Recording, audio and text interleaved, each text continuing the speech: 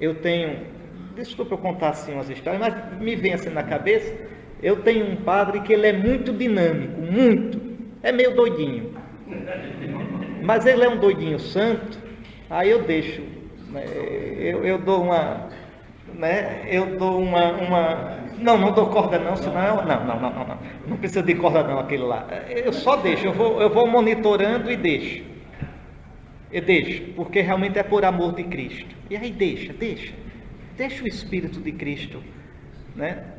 Aí, só para vocês terem uma ideia, ele numa comunidade pobre, fez um projeto de igreja que era uma coisa do outro mundo, e mandou pedir dinheiro à Adventist, e a Adventist deu um belo não a ele.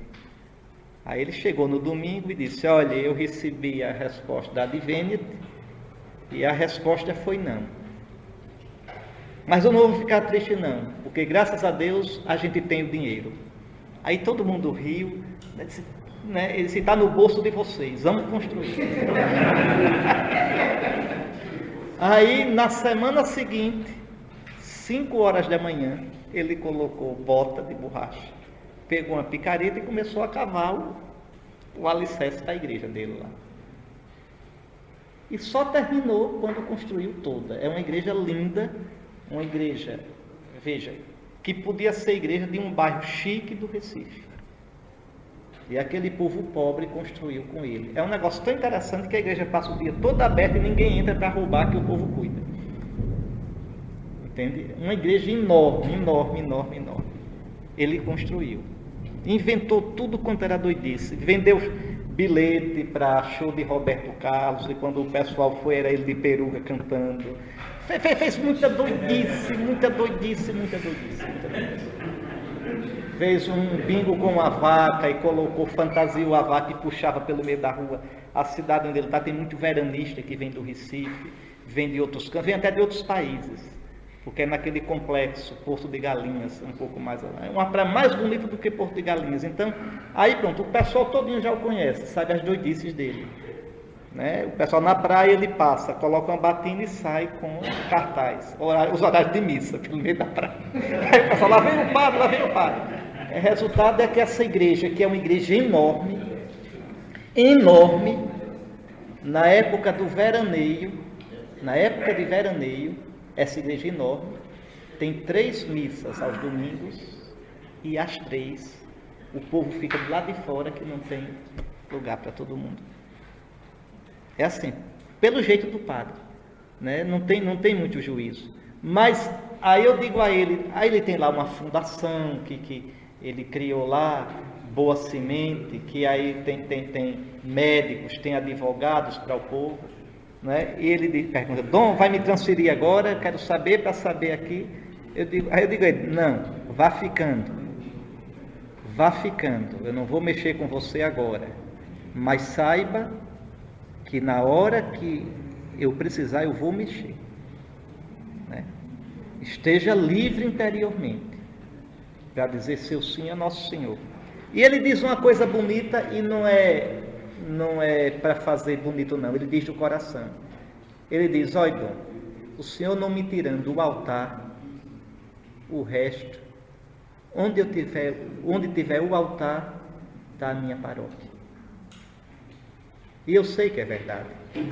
Eu sei que ele vai sofrer. E eu vou sofrer porque ele vai sofrer, que eu não gosto de fazer ninguém sofrer, não. Mas quando precisar, eu vou tirá-lo. Sei que o povo vai querer me matar, mas faz parte. Entende? Então, o que eu estou dizendo, essa desidentificação, que dá trabalho. Eu não sou, minha paróquia não é minha vida. Meu trabalho não é minha vida. Aquele título que eu tenho não é minha vida. Tu, Senhor, és a minha vida. Tu és a minha vida. É como o padre que diz: o meu altar é a minha paróquia. Não me tire o altar, Dom. O resto me mande para onde quiser. Então, veja, é na oração, é estando diante de Deus que a gente adquire isso. os momentos de oração, os singelos atos de afeto e amor, os pequenos gestos de penitência. Vem aí a quaresma agora. Os pequenos gestos de penitência. Tudo isso reaviva nosso carinho, nosso empenho, nossa delicadeza para com o Senhor. Eu renunciar a uma pequena coisa, dizer, é por ti, meu Senhor, por amor de ti. É naquela intenção daquela menininha que está doente, é por amor a ti. Essas coisas nos ajudam tanto. Triste de quem não tem uma história com nosso Senhor. Veja, os momentos de oração, então, a oração tem uma função, incutir-nos conhecimento experimental, pessoal da nossa união com Deus em Cristo, transformando, acendendo, aclarando nossa consciência normalmente obscurecida, despertando-a para a presença do Senhor Deus em nós. Se a gente não para, se a gente não tem momentos assim com o Senhor, a gente termina reduzindo Deus a uma ideia, tirando Deus do horizonte. Um bom momento para rezar, padres, que vocês podem aproveitar, são as horas que passam dirigindo. Em geral, estão só no carro. É um belo momento para estar sozinho com Deus, para se colocar diante dele. A oração, podemos dizer sem medo, nos centra em Deus e assim nos equilibra e liberta de nós mesmos e de nossas inconstâncias e estreitezas. Assim, nossa vida consiste em incansavelmente buscar Deus e encontrá-lo pelo amor. Na oração e nos pequenos atos de piedade, que são uma oração, uma coisa que eu faço por amor de Cristo, um perdão a um colega que eu dou, conversar com um amigo que eu queria evitar, suportar um irmão de presbitério. Essas coisas, quando a gente faz por amor a Cristo, se torna oração. E através desses gestos, adquirimos consciência do nosso verdadeiro eu interior e daquele que silencioso e amante nele habita em mim. No entanto, rezar requer um aprendizado que deve dar-se na disciplina espiritual, na penitência e na coerência de vida. É preciso ter uma disciplina de oração. A igreja nos dá o ofício divino, a liturgia das horas, tem os atos de piedade que a gente aprendeu em casa. Então, manter essas coisas. Não joguem fora, não. Essas coisas que a gente aprendeu dos nossos pais. Eles eram tão sábios, tão sábios. Tão sábios que na sabedoria simples dele, nos geraram para Cristo. De repente pega e joga tudo fora. A gente no seminário aprende a ficar sabido e deixa de ser sábio. Veja. Ter aquela fé simples e alimentar aquela fé simples. Como é bonito um homem que depois que estudou, se mantém uma criança diante de Deus. Uma fé simples. Como é bonito. Não é? Então, uma disciplina espiritual.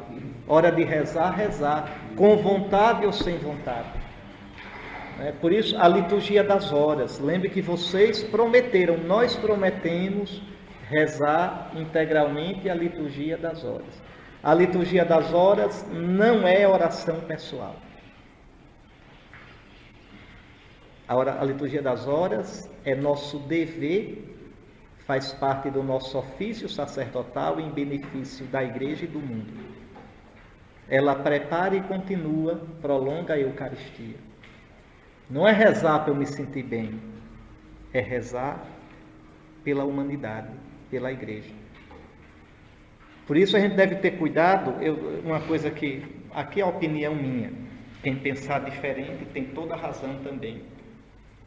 A opinião minha, eu não deixo que a liturgia das horas, no seminário meu, nem quando a gente tem reunião do clero, né? A gente sempre começa com a liturgia das horas. Eu nunca deixo que a gente demore na liturgia das horas, que faça muito silêncio, não, isso é para oração pessoal, não é para oração litúrgica. Oração litúrgica não deve ter esse monte de silêncio, é um tormento. A cadeira começa a estralar e a única coisa do silêncio é para a gente pensar, quando é que vai começar esse negócio aí? Uma chatura, um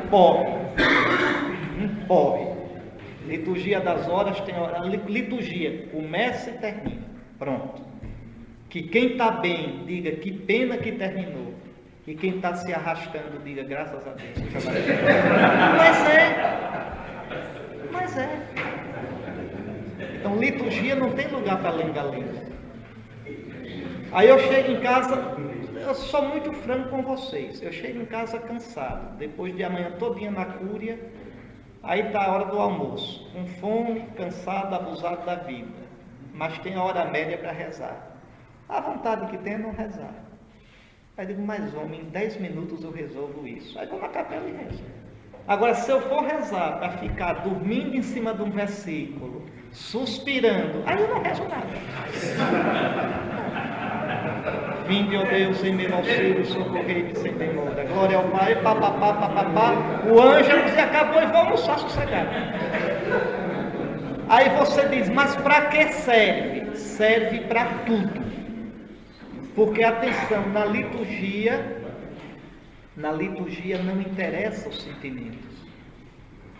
Na liturgia, o simples fato de rezar, os textos litúrgicos, seja os bíblicos, seja da eucologia, os textos litúrgicos têm um poder poético e evocativo. Mesmo que você não pense em nada, pode olhar, quando terminou você está sossegado, você esteve diante de Deus. Por exemplo, eu tenho uma hiperatividade à noite que pela manhã eu me acordo cansado. Aquela história do Salmo, pela tarde pode vir um choro, de manhã nos vem saudar a alegria. Para mim aquilo não funciona de jeito nenhum. De manhã eu amanheço como um modiliano. Se eu pudesse, não dava bom dia para ninguém, entende? Cansado. Aí tem lá, ofício de leituras e laudes. Ou reza naquela hora ou não reza mais, não adianta. Pronto, é sentar sem grandes consolos e sem grandes pretensões místicas. Começa a abrir os meus lábios, em 25 minutos está tudo resumido. Deus feliz e eu feliz. Se você perguntar, Dom Henrique, diga um salmo que o senhor rezou, eu digo, não sei. Mas estive na presença de Deus. Vocês larguem de ser cartesianos. Não é o que está na mente, simplesmente. A oração pega você todo. Eu estava ali, humildemente repetindo a palavra de Deus. E o nosso ofício, se é uma coisa que fizeram boa, apesar dos nossos salmos, da liturgia das horas, não serem muito fiéis na tradução, mas a tradução ficou cadenciada, que é exatamente para a gente nessa cadência descansar. É para isso. Então não é para ficar é como se eu quisesse rezar o terço pensando em cada Ave Maria. Eu fico doido. Não é para ficar pensando em cada Ave Maria. Contemplamos tal mistério. E vai lá, e repetindo, cadenciado. O povo do interior, o povo da roça sabe rezar, né? Ave Maria, cheia de graça. Aí passa uma quarta, uma quinta. Bendita sois vós, Santa Maria, Mãe de Deus. Exatamente para isso. Não é a palavra. Não é a palavra. Isso é coisa de ocidental, a ideia. Não. É estar totalmente diante de Deus. Repousar diante de Deus. Repousar diante de Deus. Né? E esse tecinho rezado assim sustentou a fé de gerações. Esse tecinho rezado assim deu frutos que a gente não pode imaginar. Veja. Então a liturgia, o ofício divino é para isso.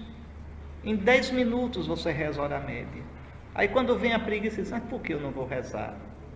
Não, eu vou lá e rezo. Em 10 minutos está terminado. Veja, e aí reza, termina rezando. Aí dá para rezar suas vésperas, né? Não deixe as completas para antes de dormir, porque provavelmente não vai rezar. Né? É melhor logo cedo, né? Terminou o café, antes de ir, já reza completa, já despacha.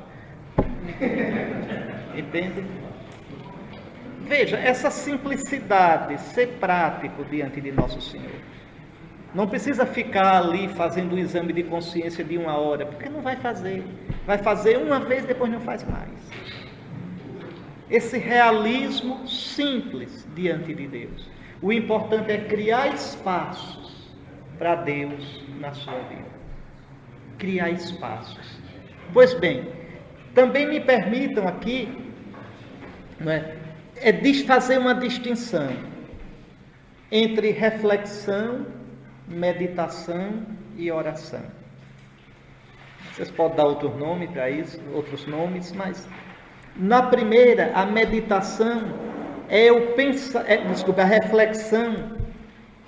Pensa-se sobre a realidade e a vida a partir de si mesmo. Uma pessoa pode gostar de refletir, né? Mineiro gosta, tem essas montanhas, né? Então entra muito em si, não tem horizonte largo aqui, né? Eu estava olhando isso, eu digo, aqui a pessoa tem que entrar em si mesmo, porque não tem um horizonte largo para ver, né? Então entra.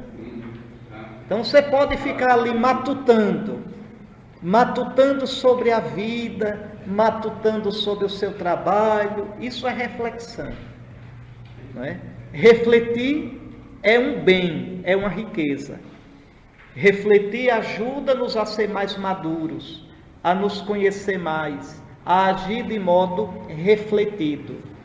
Mas a reflexão não significa, por si mesma, uma abertura para Deus. Na reflexão, eu reflito a partir de mim mesmo, das minhas ideias, do meu temperamento, da minha história. Isso ainda não é abertura para Deus.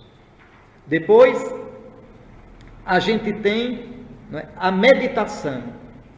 Aí sim, o pensar, o refletir tem como tema, como conteúdo, o próprio Deus e seus mistérios. Eu pensar a vida a partir de Deus, a minha vida. Eu pensar, né, nas obras de Deus. Eu pensar o quanto Deus me amou. Tudo que eu pensar colocando Deus no meio é meditação. Meditar é pensar nele e naquilo que a ele se refere. É também pensar em nós mesmos a partir dele. Veja, isso é muito importante. Naquele momento de silêncio, no carro, quando eu faço o meu asseio matinal, é importante. No entanto, isso ainda não é oração. O que é a oração? Santa Teresa dizia, é tratar de amor com aquele que nos ama. Não é? A oração é colocar-se diante de Deus em diálogo de amor. Na meditação eu penso nele na terceira pessoa. Na oração eu digo tu. É na segunda pessoa. Eu não penso em Deus simplesmente. Eu dialogo com Deus. Para mim, a mais bela definição de oração, quem dá é uma mulher na Sagrada Escritura. Uma mulher simples, uma matuta. Ana, a mãe de Samuel. Lembram? Quando ela foi a Silo, né? Lembram? Ana sofria muito porque era estéril, a esposa de Elcana. Elcana tinha 2 mulheres, Ana e Fenena. Fenena era boa parideira, Ana era estéril. E aí, apesar de Elcana amar mais a Ana, mas quem dava os filhos era Fenena. E quando eles iam todo ano para a festa do santuário de Silo, iam peregrinando, né, Elcana dava mais atenção a Fenena, porque fazia a oferta maior a Deus, por Fenena, pelos filhos, e Ana ficava lá, né, como a gente diz, amuada. E ela então vai chorar diante de Deus. Eli está na porta da tenda, logo cedo, e observando Ana rezando. E vê que Ana mexe os lábios, mas não fala. E ele pensa, está bêbada. veio para a festa e tomou umas. Né? E vai lá e diz, ô mulher, uma hora dessa já está cheia de quequel, né? E ela dá uma resposta linda. Ela diz, meu Senhor, não tomes a tua serva por uma vadia. Eu derramo o meu coração diante de Deus. Isso é rezar. Né? Lembre o que é o coração na Bíblia. Né? Leve, não é? É o centro da pessoa. Eu me derramo diante de Deus. Eu me derramo diante de Deus. É isso, sem máscara. Eu sou isso aqui. Eu estou com a minha dor, com a minha alegria, com o meu entusiasmo, com o meu fracasso, com o meu pecado. Então, veja, na oração já não se pensa em Deus, já não se fala dele, pensa-se com ele e com ele se fala. Aqui o homem chega ao máximo da comunhão com Deus nesta vida. E aqui é preciso a gente se perguntar, não é? Como é que está a minha vida de oração? Eu tenho momentos concretos, consagrados ao Senhor, coração a coração? Precisamos nos perguntar pela nossa capacidade de mortificação nas pequenas renúncias. Bom, o fato é que Deus sela a aliança com Abraão. Eis a aliança que eu faço contigo. Serás pai de uma multidão. Serás agora Abraão, não mais Abrão. E Sarai será agora Sara, porque dela eu a abençoarei. E te darei dela um filho. Atenção, é Sara quem vai ter um filho. Não é Agar. Repare, Deus se compromete com as coisas mais impossíveis. Abraão tinha dito que Ismael viva diante de ti. Abraão quer aliviar a barra para Deus. Não, vamos ser mais racional. Eu já tenho esse filho, eu estou satisfeito. Não, Abraão, não foi isso que eu te prometi. É de Sara, a estéril, que tu terás uma descendência. E Deus dá um nome ao menino. Tu o chamarás Isaque. O menino agora já está certo, a coisa vai afunilando. Ele vai nascer de Sara e o nome dele é Isaque. Vejam, a descendência das entranhas de Abraão vem de um modo mais inesperado. E Deus como que recria, mudando o nome. Abraão e Sara. Veja, num casal idoso e estéril, o Deus do impossível vê uma multidão. Somente na fé, Abraão pode ver o que Deus vê. E como sinal concreto da aliança com a multidão que não existe, Deus manda circuncidar os machos do clã de Abraão. Diante disso, o que resta? Abraão cai com o rosto por terra e ri. Pode acaso nascer um filho de um homem de 100 anos? E Sara com 90 anos dá à luz? O sorriso de Abraão não é de descrença ou sarcasmo, mas de espanto, de estupefação. No entanto, a promessa é real. Apesar de Abraão ainda não ter nada, do nada Deus pode fazer surgir um povo. Do nosso nada, Deus pode fazer surgir uma realidade nova. Abraão não duvida, não é? Propõe a Deus que Ismael seja o herdeiro. Não. É o filho nascido de Sara. Tu chamarás Isaque. Estabelecerei minha aliança com ele como uma aliança perpétua. Que coisa linda. Diante de Deus o menino já tem um nome. E que nome? O que faz rir, o que provoca o riso, o que faz escancarar a boca de alegria. Riso de Deus para Abraão.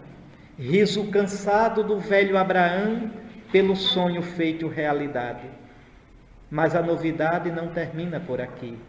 Minha aliança eu a estabelecerei com Isaque, que Sara dará à luz no próximo ano, nesta estação. Até que fim, o Senhor estabelece um prazo.